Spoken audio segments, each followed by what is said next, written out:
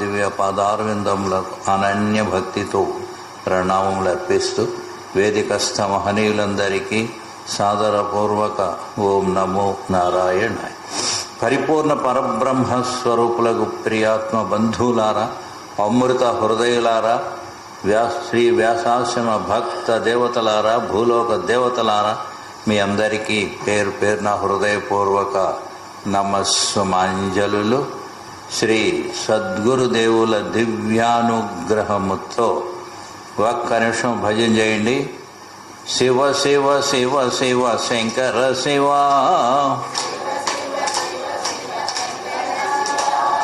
హర హర హర హర శంకర శివ,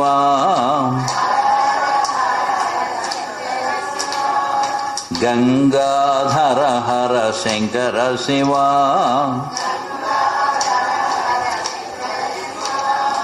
గౌరీ మనోహర శంకర శివ,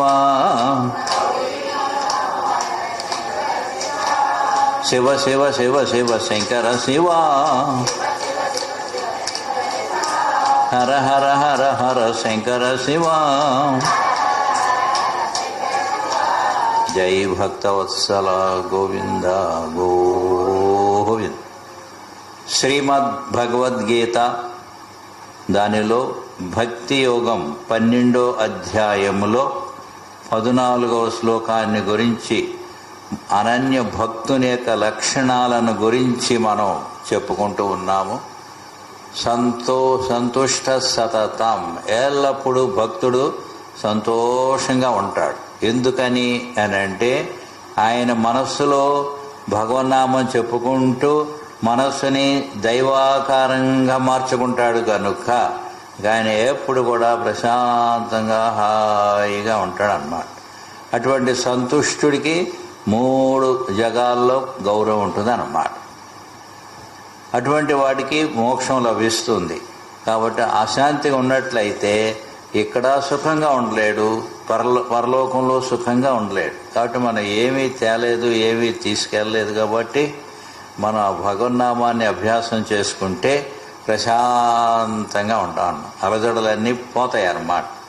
కాబట్టి ఆ విధంగా practice makes a man perfect. అభ్యాసం బాగా చేస్తే మనలో ఉండేటువంటి దోషాలన్నీ కూడా పటాపంచలైపోతాయి. మనస్సు దైవభావంలో స్థిరంగా ఉండిపోద్ది అన్నమాట. అందుకని చక్కగా లోపల బయట అంత పరమాత్మమయంగా మనం భావించుకోవాలి. అర్జునుడు అడుగుతున్నాడు, మీ అనుగ్రహాన్ని పొందాలంటే నేను ఏ విధంగా మిమ్మల్ని భావించాలి, చింతన చేయాలి, ధ్యానించాలి, జపించాలి, అనుగ్రహించండి అన్నప్పుడు బహిరంతశ్చ భూతానాం అచరంచరమేవచ 13వ అధ్యాయంలో చెప్తున్నాడు భగవంతుడు.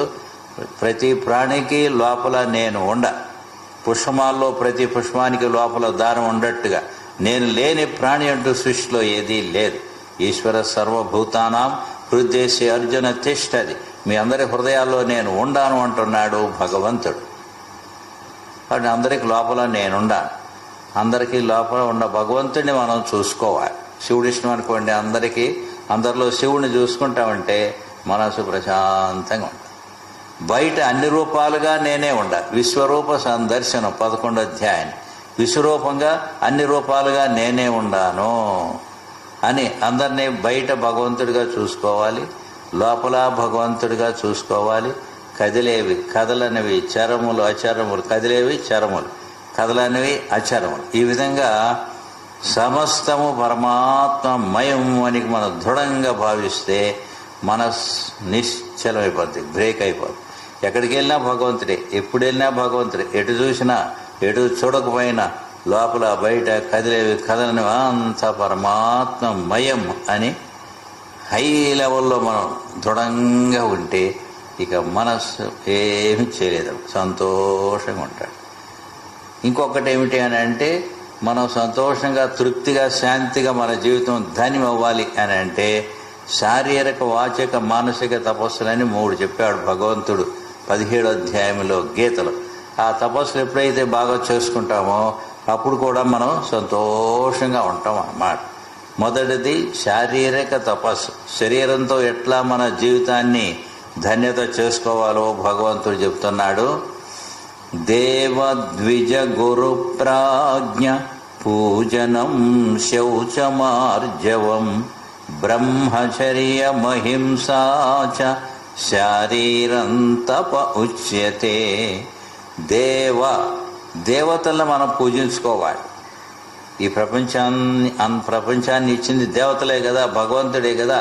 ఆ భగవంతుడిని మనం చేతులారంగ శివుని పూజింపడేని. చేతులార మంచి చేతులు. పశువులకి పక్షులకి చేతులు లేవు, మనకు చేతులు ఇచ్చాడు. ఆ చేతులార తల్లిదండ్రుల్ని, గురువుల్ని, భగవంతుడిని చక్కగా పూజించుకోవాలి. ఆ పూజ అనేది 3 రకాలుగా ఉంటుంది. స్వకర్మణ తమభ్యర్చ్య సిద్ధిం విందతి మానవ. ఓ అర్జున, మానవులు వారి ఒక్కొక్క పనిని నా పూజగా భావించుకుని చేసుకుంటే వారు క్రమంగా ధన్యులైపోతారు అని చెప్తున్నాడు. నడుస్తుంటాం ప్రదక్షిణం అనే పూజ, చూస్తుంటాం దర్శనం అనే పూజ, వింటుంటాం శ్రవణం అనే పూజ, మాట్లాడుతుంటాం భగవన్నామం అనే పూజ, భోజనం చేస్తుంటాం నైవేద్యం అనే పూజ, నిద్రపోతుంటాం సమాధి అనే పూజ. ఈ విధంగా మన పనులన్నిటినీ వర్క్ ఈజ్ వర్షిప్, మనం చేసే పనిని భగవంతుని పూజగా భావించుకొని చక్కగా చేసుకోండి అని భగవంతుడు మొదటి రకం పూజను చెబుతున్నాడు. 2వ రకం, మన చెట్లు రకరకాల రంగుల విచిత్రమైన పుష్పాలను మనకి ఇస్తున్నాయి. అదే మనం పెయింట్ చేయాలంటే మన వల్ల అవుద్దా? బోల్డ్ ఖరీదు. ఇప్పుడు పెయింట్ కంటే మన ఇంటికి పెయింట్ చేసుకోవాలంటే వేసే వాళ్ళకి బోల్డ్ కూల్ అయిపోతుంది.